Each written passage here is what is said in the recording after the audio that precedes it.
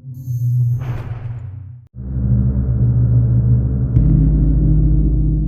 get started.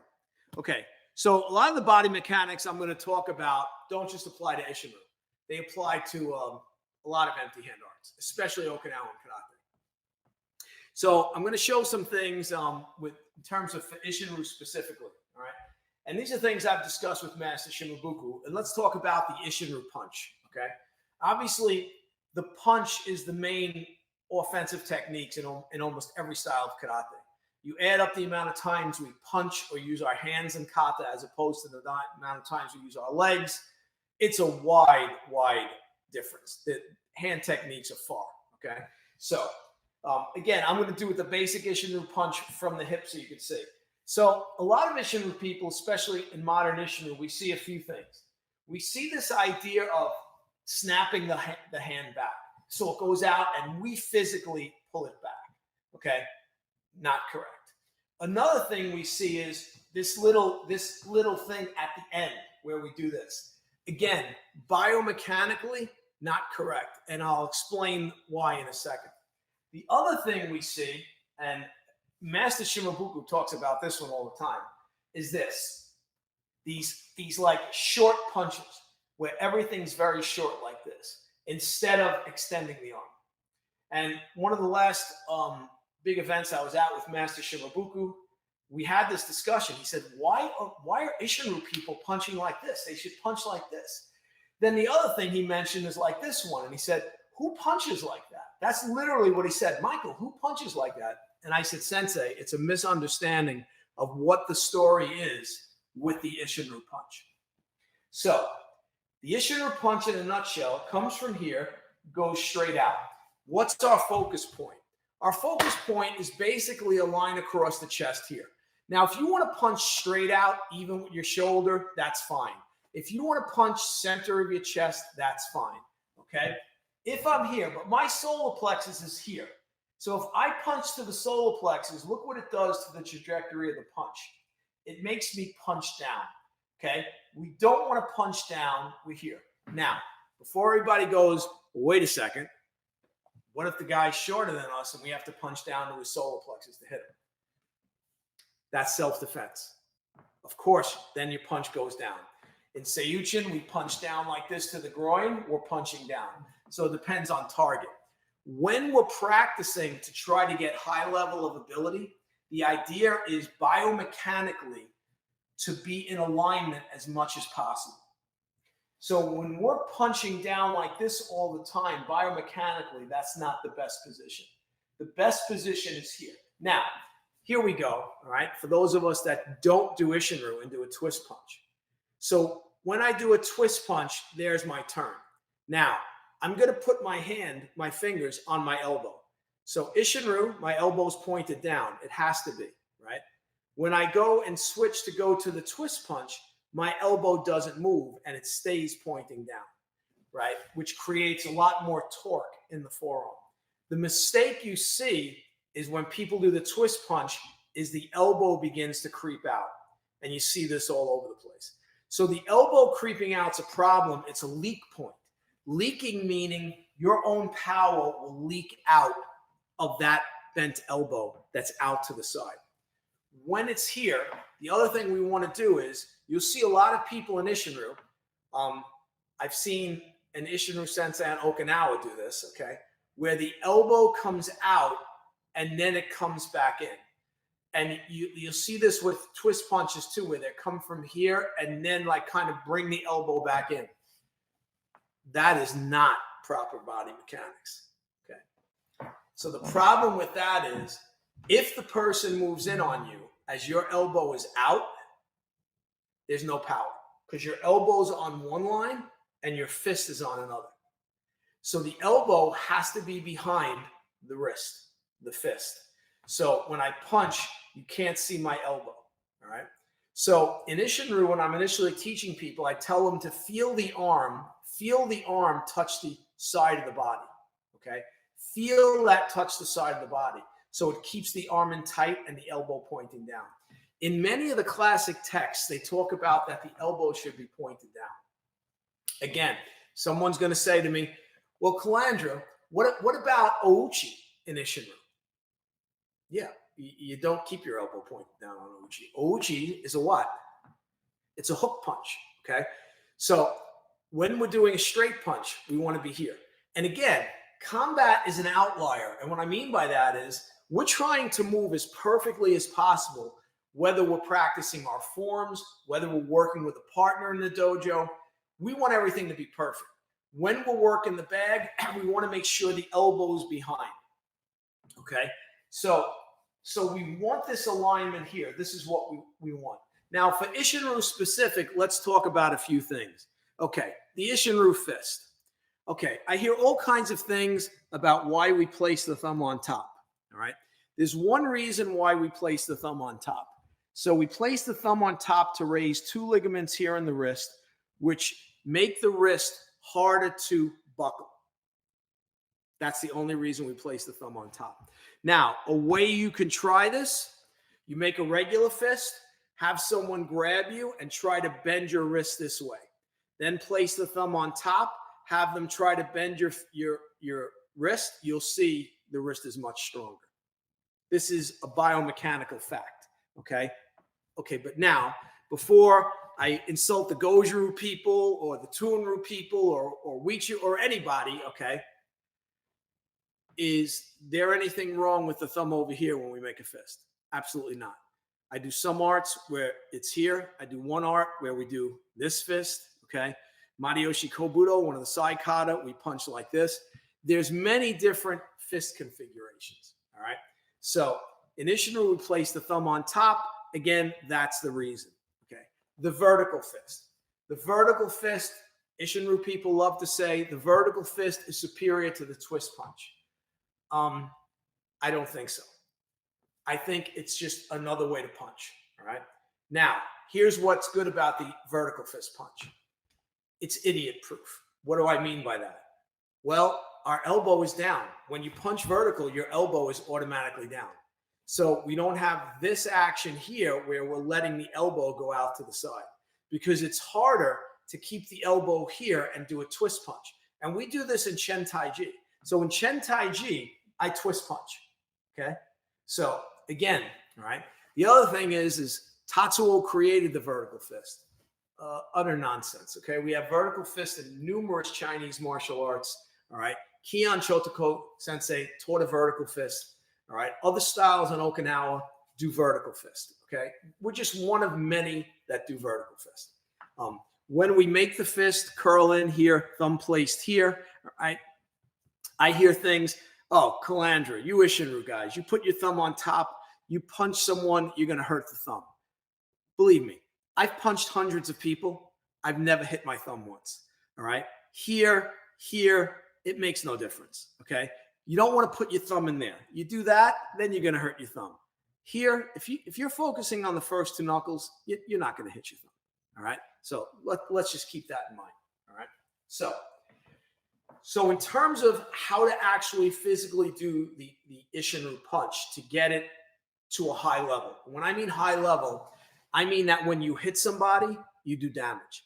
So here's one of the problems with modern martial arts. Most modern martial artists are not hitting people. They're just not, okay? So you hit the heavy bag, you punch the heavy bag, it feels like you have a lot of power. You go out, you hit the makiwara, feels like you have a lot of power. Then, unfortunately, you're in that situation where you're attacked. Now you have to really defend yourself. You hit the guy, and the guy's not hurt. And you're like, wait a second. I hit the bag really hard. I hit the makiwara really hard. So what's the cause of that? So the cause is normally that there's leak points in the body. So let's talk about the leak points. So if I'm standing, I'll stand sideways just so you can see, right? I'm in Seisan, right? And I punch, okay? So what I want is, I want an unbroken line going from these knuckles here down through my body to the rear foot. So there has to be an unbroken line. So what do I mean by unbroken line? Okay, so we already talked about it. So the first weak point is the fist. If the fist isn't tight, if it's not strong, obviously the fist can go, okay?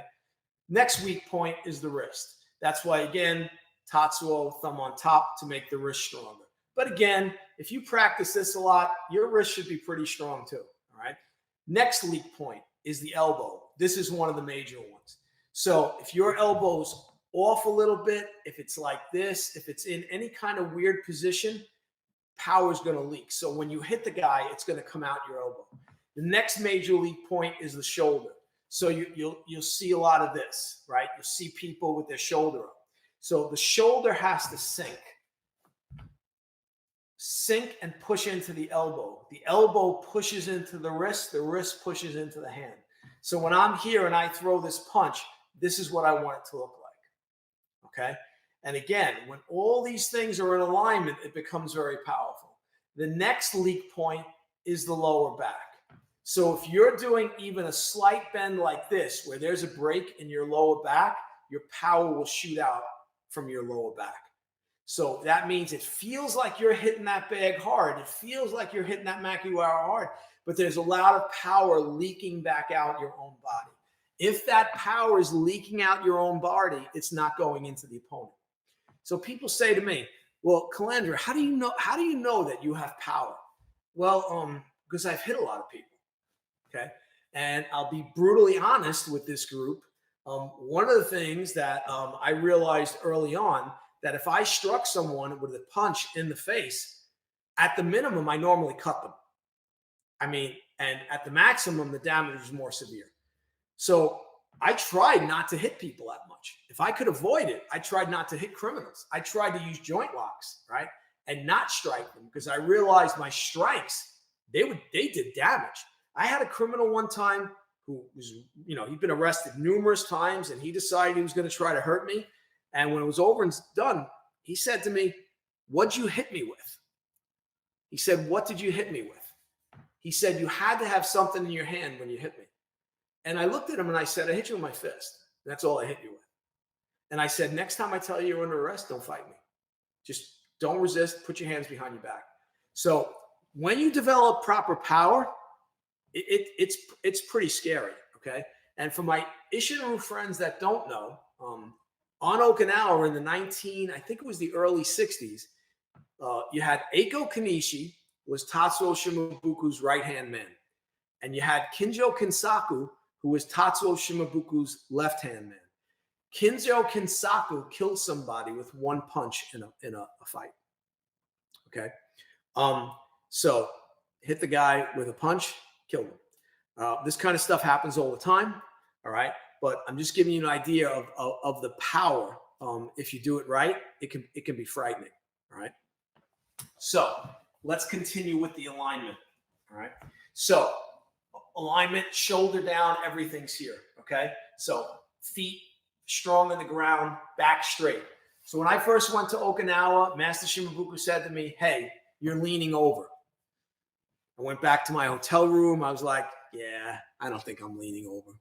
And I went back and I was looking in the mirror in Okinawa and I'm checking myself and like, oh my God, I'm leaning over. So for the next few years, when I'd see Master Shimabuku, I'd say, "Sensei, how's my back?" "Oh, you're still leaning. Straighter. It has to be straighter."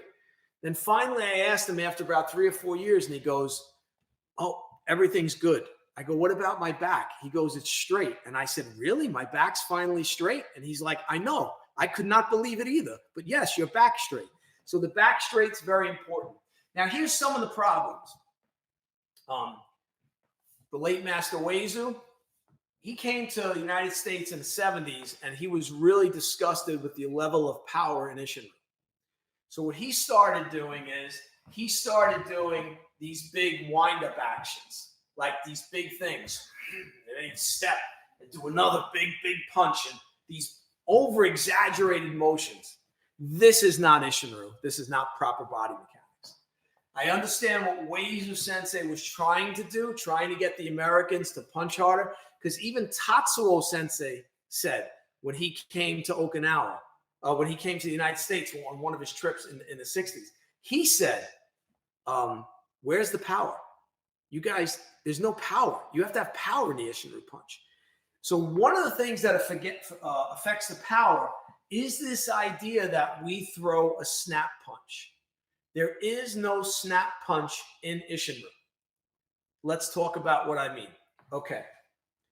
So if I'm throwing a punch, let's face it, when I hit the guy, my arm is probably going to be bent that much. That's going to be my distance because I want to drive through, right?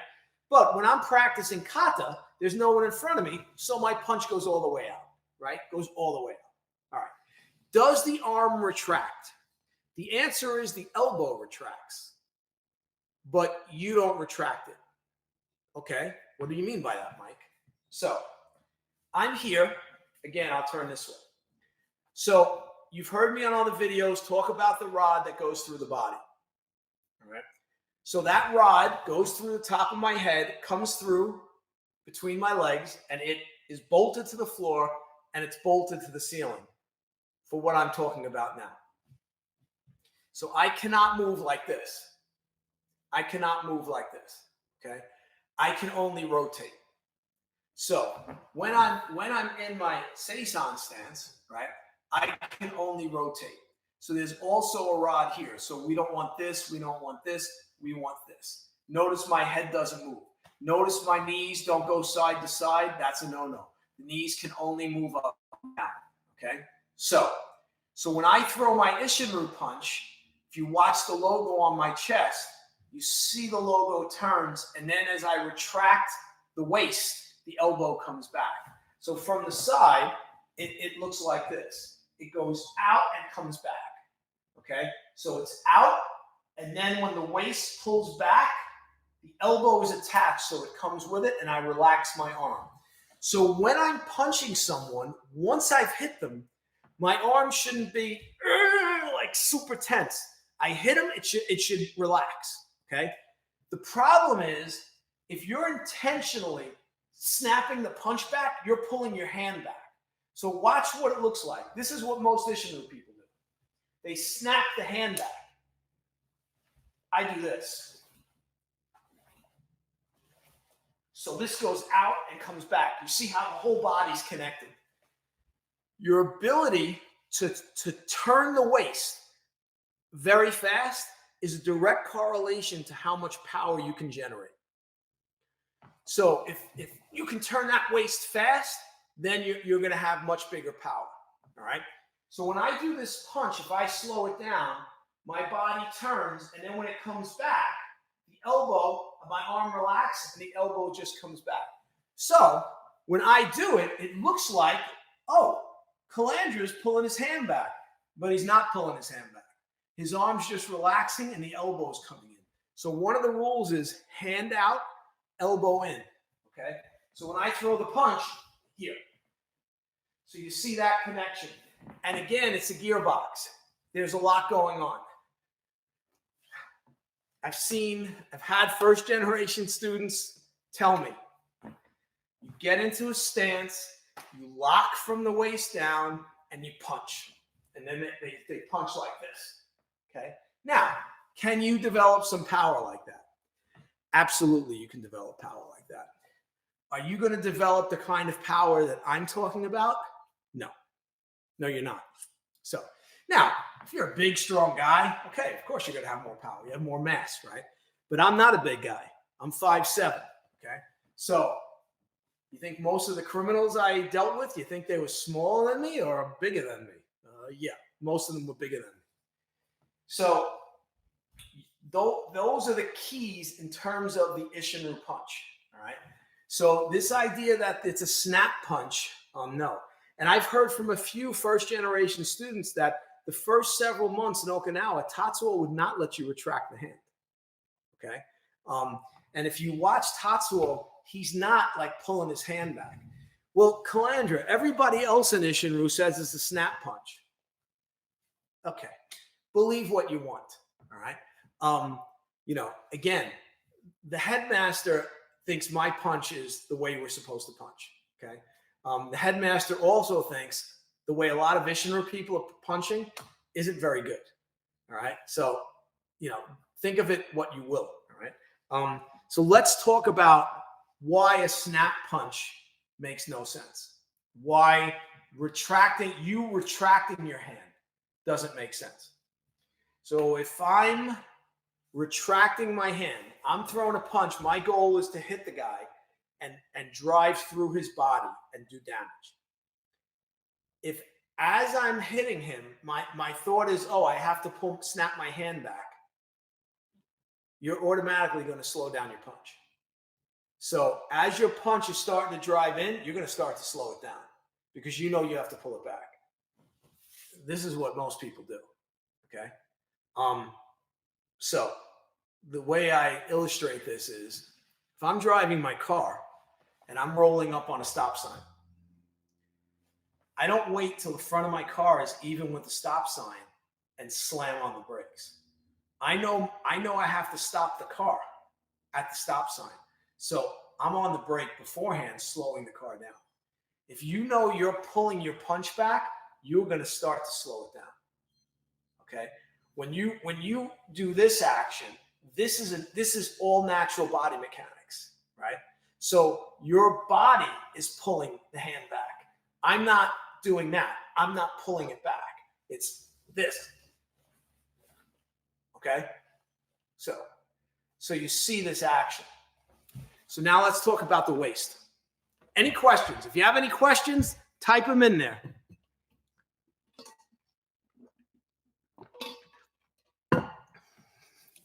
Okay, so the question is from Alfonso. When they say adjust the tanden at the hit moment, does it complement correctly the body alignment? So the answer is yes, as long as you're using the tanden correct. So tanden is here, okay? In Chinese martial arts, we call it the dantian, all right? You'll hear it referred to as the hara in Japan, the vital center, all right? But we have other points. We have points here. In Chinese martial arts, we call these points the kwa. We want these points to be very active when we're moving. Most Westerners, these points here are very tight. So in Tai Chi, we talk about opening the kwa, but we want to open it in these martial arts too. So we say when we throw the punch, we put the hip into it, right? In the beginning, my movement is pretty big with my hips. So for instance, the other night, I had a 17-year-old here, and I wasn't happy with the way his power was. So I had him stand in front of the heavy bag. I had him wind up like this, not lean back, but rotate, wind up, and then rotate forward and drive into the bag. And that's how I had him punching, to get that power of really driving in. And it helped his power a lot when he was hitting the bag, and he could feel it. He felt it to the point where it was bothering his knuckles, right? Because now he's really hitting the bag a lot harder. Okay. So in the beginning, this movement is going to be bigger. So I'm doing a punch. This movement is going to be bigger. Eventually, I just did the same amount of power, but the movement is smaller with the waist. In the beginning, it's bigger. As you understand it and the body begins to understand how to move, okay, then that movement gets smaller. So when I throw a punch, if I'm throwing my right hand, I'm actually hitting you with my right kwa. So my right kwa goes like this, and the kwa stretches this way, and I hit. So when I'm here, it's here. So you see, I'm not doing this, right? It's a lot smaller action, but the power actually becomes bigger. So one of the problems we have, whether it's karate, Tai Chi, anything, is we don't restrict our movement enough. So we do these big movements, like I mentioned before with Weizu Sensei. We do these big movements. That's not a restricted movement. The movement should be here. So same thing. Whether I'm doing a twist punch, vertical fist, underhand punch, makes no difference. If the person moves in on me, if my body's in alignment and I'm firing the waist right, you should do damage. So another aspect of the training should be, you shouldn't always be punching from here. You should be punching from here. Can you generate speed and power just here and short distance? Okay. So those of you that attended workshops with me, when I have someone put a pad on their chest, and from here I just go bang, and the power, and they're like, whoa, right? That's what we want to develop. And for those of you that don't know, Sun Tzu Kata the founder's kata. Yeah, in the 66 videos, he does this. But when he practiced in the dojo, he did this a lot. So he would do this, this, this. Then he'd go into these moves. So he wasn't retracting the hand. So the ultimate goal of these mechanics is for you to achieve short distance power. It's very easy if you have all this distance to travel to do damage. But at a certain point, you should be able to be close to the person and you fire a punch and they should be hurt. They should be seriously hurt. You watch a high-level boxer, a high-level UFC fighter, you'll see a very short punch and they'll knock the guy out. And like people look and probably think, boy, that kind of looks fake. I don't know. Did he really hit the guy? Yeah. Again, as you understand to use the body, you can punch from all different angles. You can punch from all different positions. My Taiji master once joked with me, and he told me to throw a punch at him. And when I threw the punch, he went like this. And he came in and struck me in the front of the face like this, on one leg, like that. And he said, once you understand, you can be in any position and still have a strong punch. So, but the problem is you have to go through these steps. And then as you develop it and the body understands it, then that's when you should be able to do other things from weird positions. So the dantian is important, but the kwa is just as important. I want to try to punch with the kwa. So the kwa, I try to send it forward with my hand. All right. The legs are important. All right. The legs can't be stiff. Right. So one of the problems with Isshin-Ryu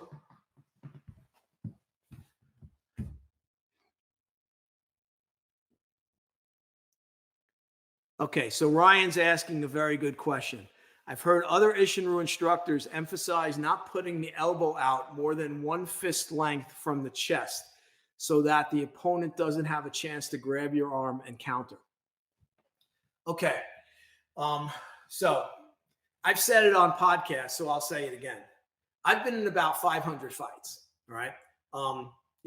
There's people on here right now that know me for a very long time, and they know that's not an exaggeration, right?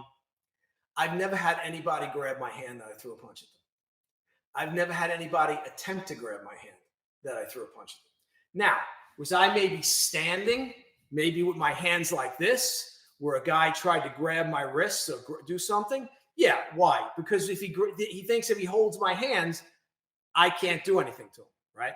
But this idea that someone's going to grab your punch when you're throwing a fast punch, ludicrous. So show me in the UFC where one of the fighters gets their hand grabbed and the guy's able to grab the hand and hold on to it. The answer is you're not going to see it. These ideas come into play. And one of the things we need to understand, and this is not a knock, it's just a fact. Most martial arts instructors have little to no experience in life and death combat. Now, understand the difference. Okay. UFC fighters, very tough. Very tough. I mean, they can handle themselves. They're physically tough. Okay. Boxers, oh my God, tough. These guys are all tough. They're all tough. Okay. But boxing, UFC is not life and death combat. Okay. There's a referee in there. There's a ring. All right. Life and death combat, that means the outcome is you're seriously hurt or you're possibly dead. Those are the outcomes. Something bad's going to happen. And like I tell people, when you're in law enforcement, when that person attacks you, if they get the better of you, there's a very good chance you're dead. Okay? Dead. At the minimum, you're going to be seriously hurt. Okay? So, same thing with the Seisan idea of you throw the punch, the guy grabs your wrist, and you break out. Okay. It's ridiculous. Ridiculous. All right? I'll be brutally honest, with the exception of Sherman Harrell, Walt Van Gilson, who I didn't do as much with, Most of the fighting applications the first generation students teach are silly. And to be honest, most of the fighting applications I see coming out of Okinawa are silly. All right. Again, not a knock, a fact. If you're a martial arts instructor who has not engaged in life and death combat, you don't know how society's predators attack. You don't know the techniques they do. Okay, well, you should probably find out. And if everything in your dojo is against a karate stance and a guy coming in like this, okay, I can tell you now, I've never been attacked like that. Okay, I've never been attacked like that. All right.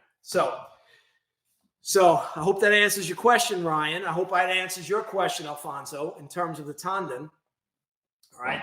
But again, it's the coordination of the body that becomes important. The body has to be a gearbox. So the Chinese say the pinky moves that much, the whole body moves that much. If you're doing Isshin-Ryu and you're locking in your stance from the waist down, you're really not getting it. You're actually, what you're doing is you're cutting off the lower half from the upper half. So there should be a coordination. So for instance, when I do this punch, this knee goes down a little bit. So, and I don't intentionally push the knee down. It's just the turning of the waist, right? Pushes this knee down and pushes this knee up. Now, so listen to what I just said. I'm not intentionally doing that. Through the biomechanical action of the body, that's what happens. Now, if I just lock my legs from here down, now this looks like this. I try to turn my waist, but now I feel kind of stuck. I can't generate that power. But as soon as my legs relax and now everything's moving coordinated, right? And again, like I said, I'm not driving my knee into the ground. I'm not doing anything.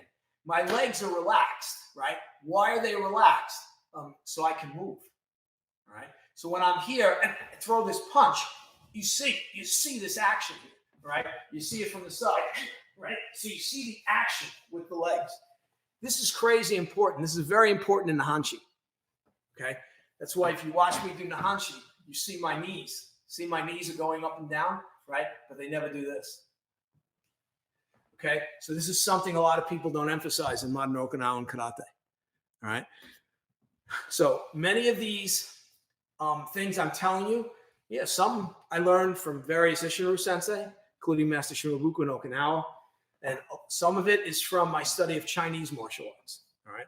So I've said this in the past. I'll say it again. When I first started doing Shihei Kwan, feeding crane Kung Fu, many people say feeding crane is one of the arts that karate comes from. Again, that's up for debate, whatever. But the headmaster of feeding crane took me on the side and said to me, "We know karate had this power. What happened?" Okay, so, I stood there and I said, well, I think there's two reasons. One, sport. So when you're doing sport karate and it's all about a game of tag, you don't need power, right? If me and you are sparring and I'm trying to win the sparring contest, I want to get in and score the point and get out. But I'm not supposed to drive in and hit you and hurt you. So there's no need for power. What the need is for is that quick, snappy technique that I can touch you, that play that game of tag.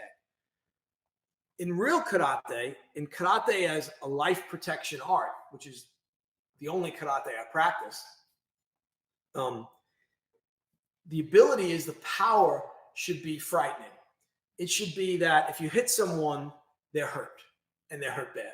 Okay, and we're not even talking about vital points on the body. That's up for another discussion, and we could talk about that. But when you have that power, and then you add on your kime, when you're focusing into a specific point on the body, wherever that point is you're aiming for, then it could possibly do even more damage to the opponent. Okay. So it's a coordination between the lower body and the upper body. And if they're not being coordinated, then there's a dramatic problem with the power generation and the speed generation. I joke all the time and say, when I was 40, people were very impressed with how fast I am. Now that I'm 62, now it's more impressive, right? Because I'm old and I'm still fairly fast for a guy my age. Okay.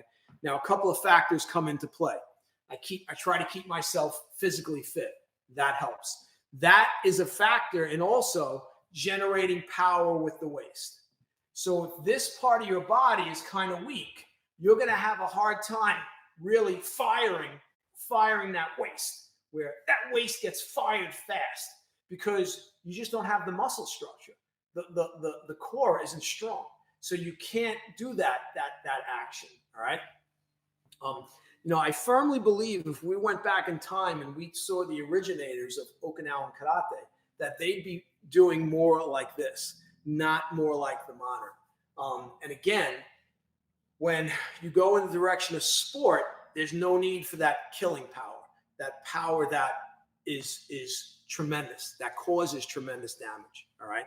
So a couple of things you want to keep in mind, because that's definitely one of the reasons. Same thing. I had this discussion on Okinawa. When's the last time a senior Okinawan karate sensei had to defend themselves? I don't know, but Okinawa is crazy safe. So that's why a lot of the fighting techniques, I've seen some very senior karate sensei on Okinawa do some fighting applications for movements from kata that I know me and other Westerners in a room were kind of snickering, like, that would never work. All right. So it's important to understand that. And again, I'm not recommending that you go out and get into combat. No, don't do that. All right. That's always the last resort. I did a job where I didn't have a choice. The bad guy's there. He's committed a crime. He's going to jail, whether he wants to or not. If he chooses to try to hurt me, well, I have to use my superior violence to stop his violence, right? But again, we don't want to go out there and go into bars and look for trouble and I want to test my martial arts. Yeah, not a good idea. So something, don't get that into your head. The idea is to figure it out in your training, how to generate that power, right? And you'll kind of get a feel for it when you start doing it right. And if you use this video and you watch and you start working on it, you'll start feeling an increase in your power. Like one of the things I do is when I hit the heavy bag, the bag actually jumps off my fist. So it's not a push. I hit and the bag literally jumps off. So that's one of the things you can use to test and see. Breaking boards does not equate to power. Breaking boards means you can break boards. Okay. It's not, I don't think it equates to power. And when I was younger, I broke boards. Okay. No, I don't think that equates to power. I just don't think it does. It's breaking boards. A body's very different. Okay. A body's very different. All right. So any other questions? Feel free, type them in if you have questions. I'm taking a drink.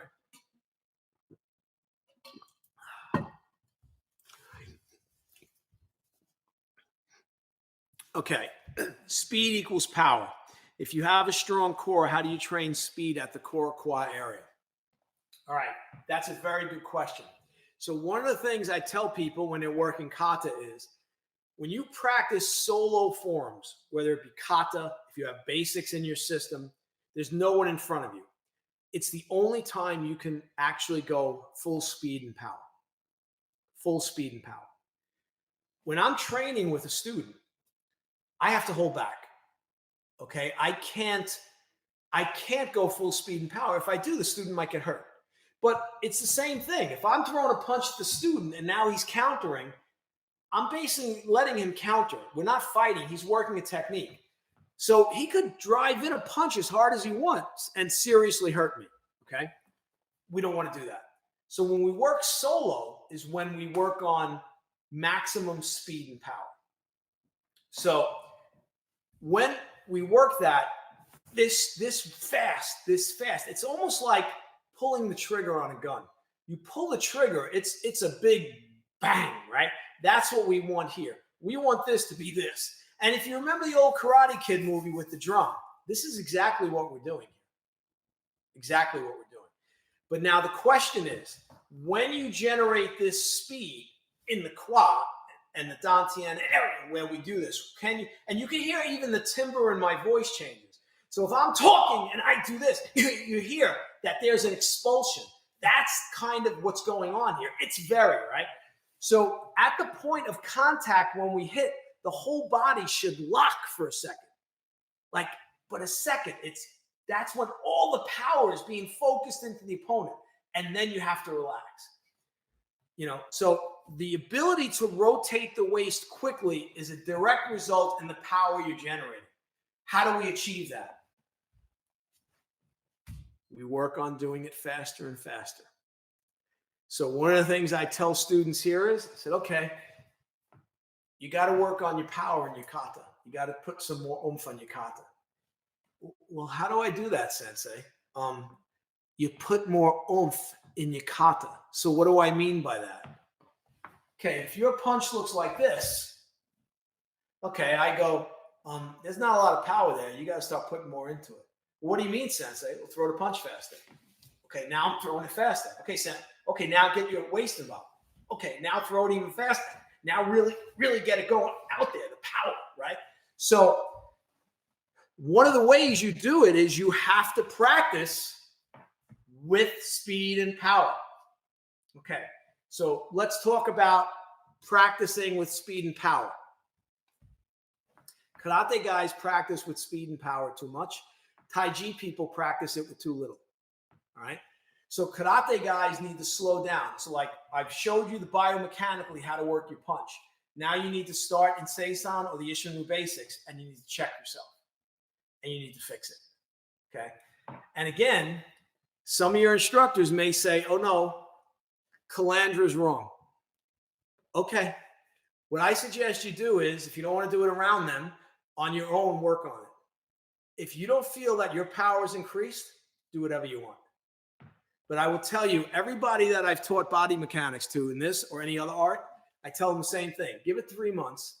And if you haven't felt that it's improved, go back to doing it whatever way you want to. All right. So Chinkuchi concept is really applicable in a fight. Okay. So there's 2 people in a fight, a winner and a loser. All right. There's no martial arts in a fight. What do I mean by that? Okay. If you've seen as much violence as I have, and not just violence I've been in, but violence that I've seen, people fighting. Fights don't look, look, can you get where a guy throws one punch and knocks the guy out and it looks great? Yeah. Usually though, a fight is sloppy. It's chaotic. You can't be worried about stances in a fight. You can't be worried about, well, should my arm be in this position? I'm gonna use Chinkuchi here. I'm gonna use Fajin here. No. You're attacked. You have one goal. Your goal is to survive the encounter and stop the opponent. Chinkuchi is something that happens when you train properly. So we do all this ridiculously hard training and try to move as perfectly as possible biomechanically in the dojo, knowing that if it actually happens, the actual combat, we're not going to look so great. It's going to look a little sloppy. Okay. It's not going to be great. But if you win, that's great martial arts. Great. If you lose because you were worried about what you looked like or what stance you were in or the position you were in, okay, well, again, you're living in fantasy land. So Gameku, Chinkuchi, all these concepts we have in Okinawan karate, yeah. Where are they all from? They're all from the Chinese martial arts. All right. There's other concepts, believe me, that can be talked about. All right.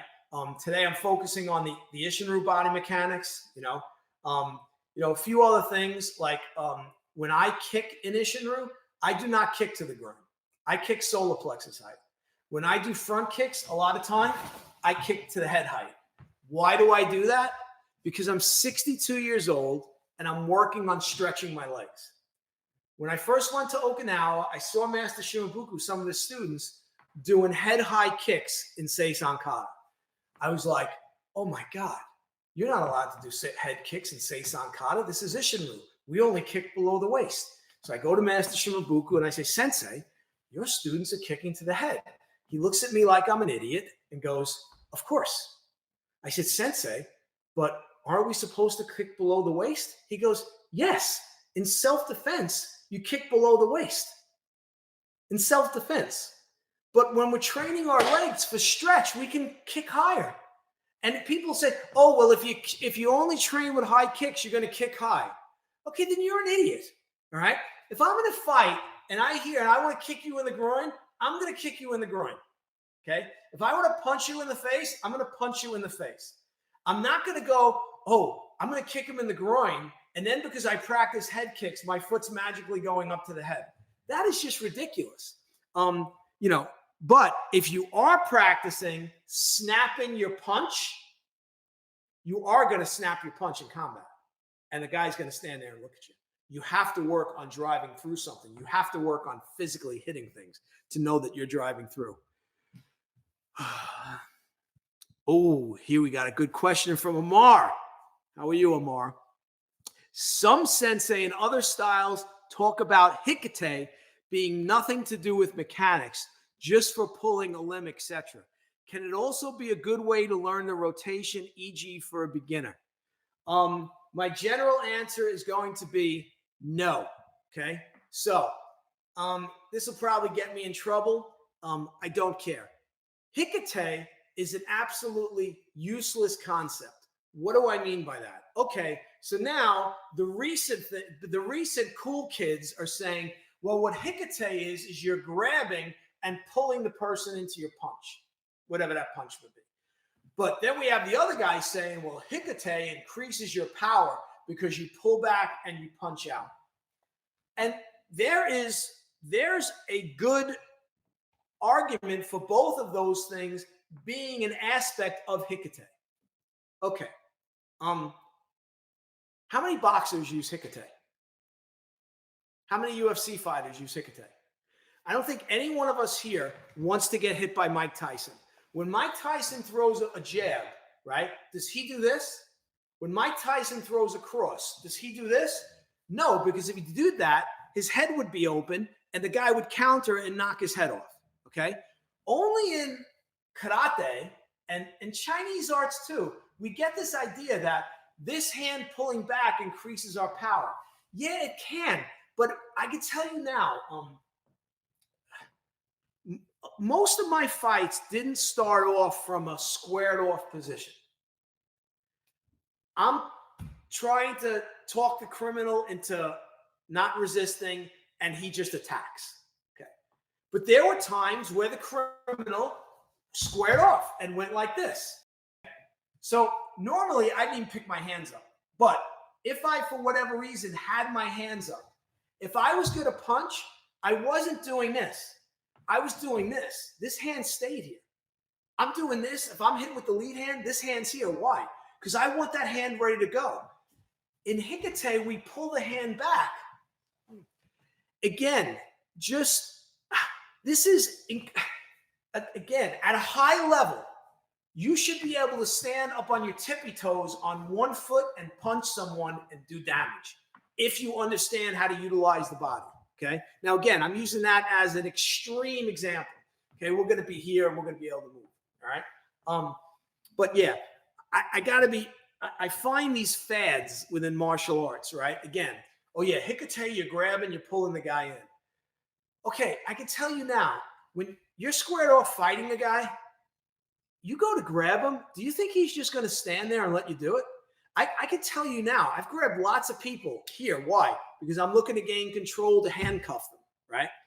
And there were plenty of times where I went to grab the guy's wrist and he yanked his arm right out of me. So I had to move in and follow up, okay?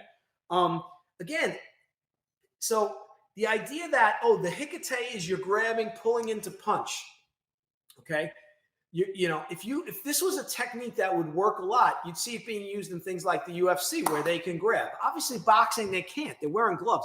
The UFC wears fingerless gloves, so they can actually grab, right? But you're not seeing that technique because it's very hard to grab a guy and pull him in and punch him.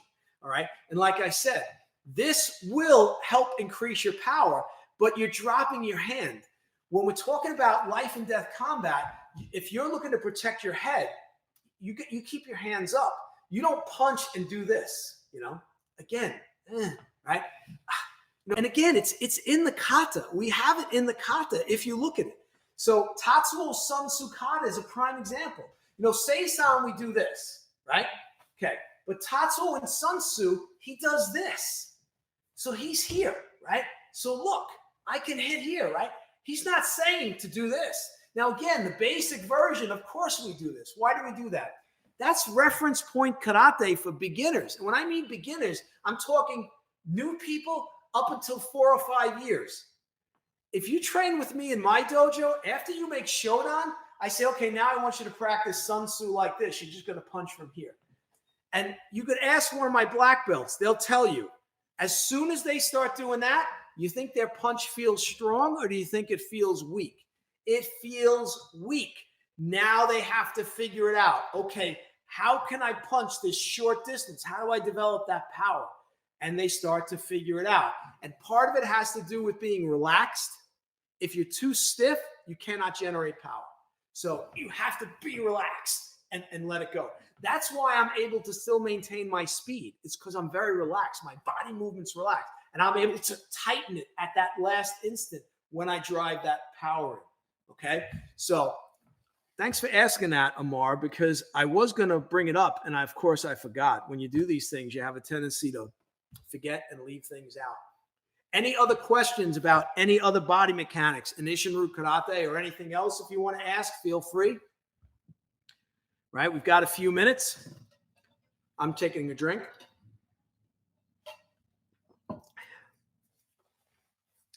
I will tell you, a lot of the body mechanics, the modern body mechanics I see in Okinawan karate, I have some problems with. I see people like Kane Oichi move, and I'm like, wow, that guy moves really good. He follows the principles. I see Tatsuo Shimabuku move, and again, we're lucky. We have certain of the earlier guys on video. A lot of the earlier guys we don't have on video. So we see how they move. Again, most of the video we have of Tatsuo is he's kind of walking through the kata, but every once in a while you see a glimpse of something where he kind of cuts loose. So it's important to try to use the body at a high level. One of the problems with, and I'll use Isshin-Ryu as an example, but I'm sure there's people doing this right now. Okay. So when I made Shodan, I was probably about 20 years old. Yeah, maybe 20, maybe 19 or 20. And the whole time I was training before I made Shodan, I was told, when you make Shodan, you'll really start to learn. And then I made Shodan. I was like, okay, here it comes. Here comes all this new info that I'm going to have to work on. And there was nothing. And I couldn't tell you how many modern karate people tell me the same thing. They make Shodan, and then they're not really being shown anything.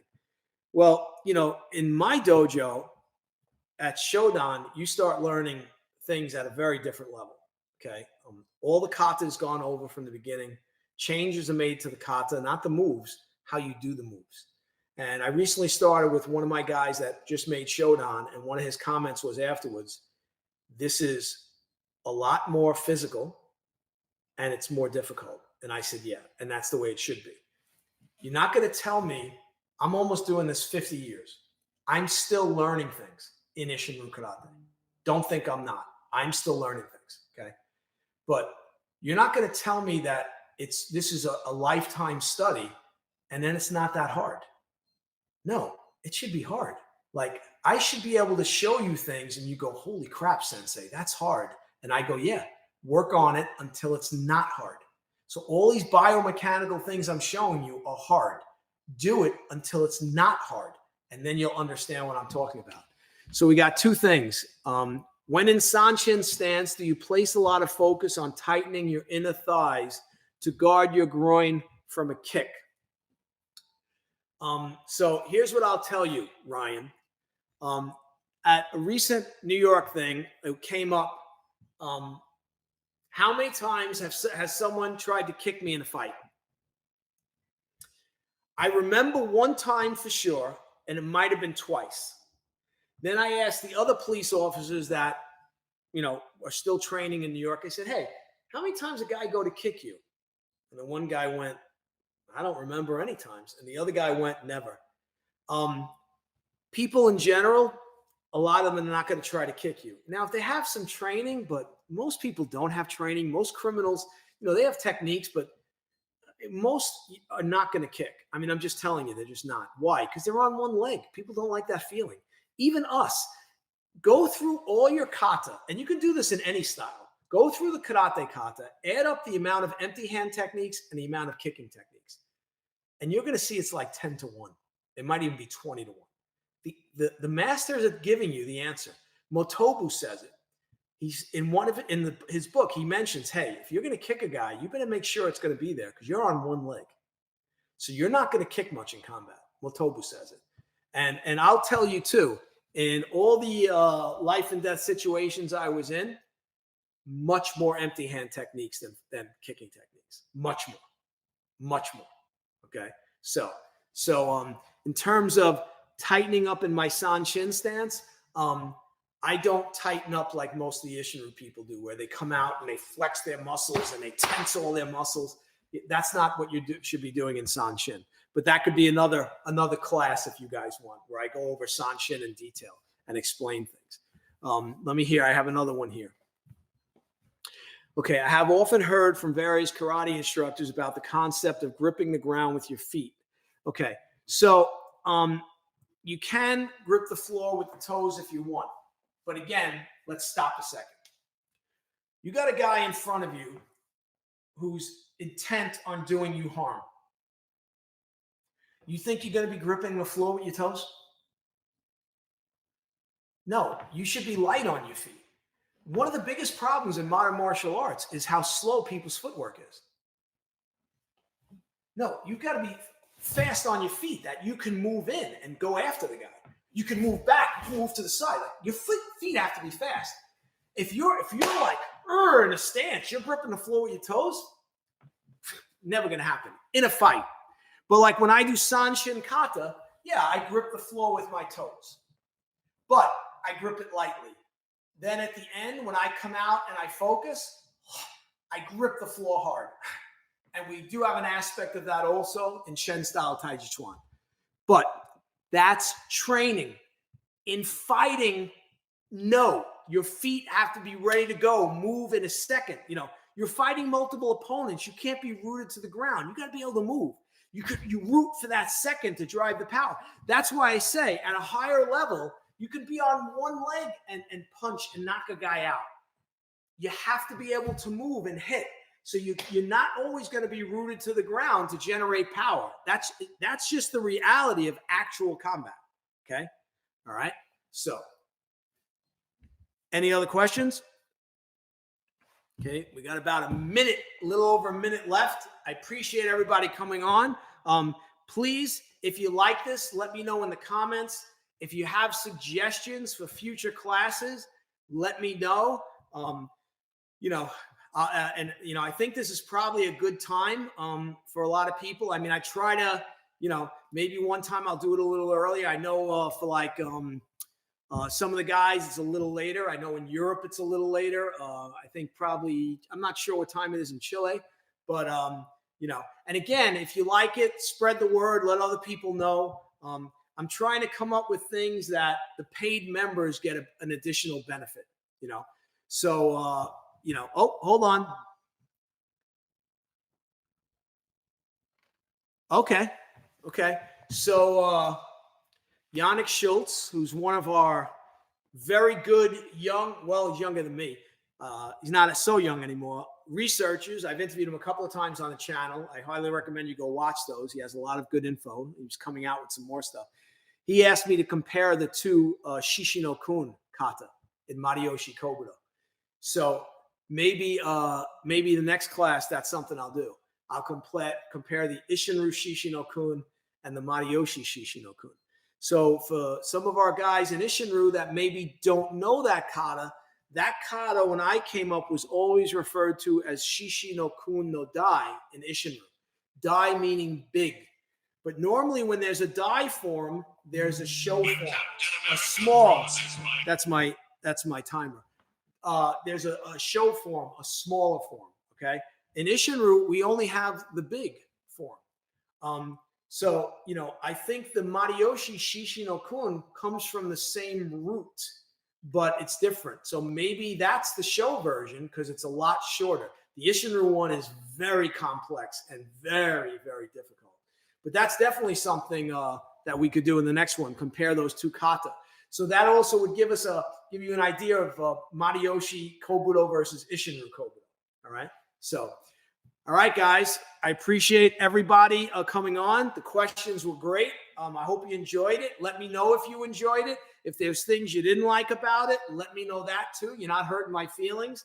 And I'll see you guys. I'll see you guys in the next one. All right. Maybe we'll do it. I probably won't do one in December because of all the holidays, but definitely maybe in the new year. We'll do the Mariyoshi one in the new year and go from there. So I really appreciate all you guys on and all the questions you guys asked. And I'll see you in the next one. All right. Thanks. Take care.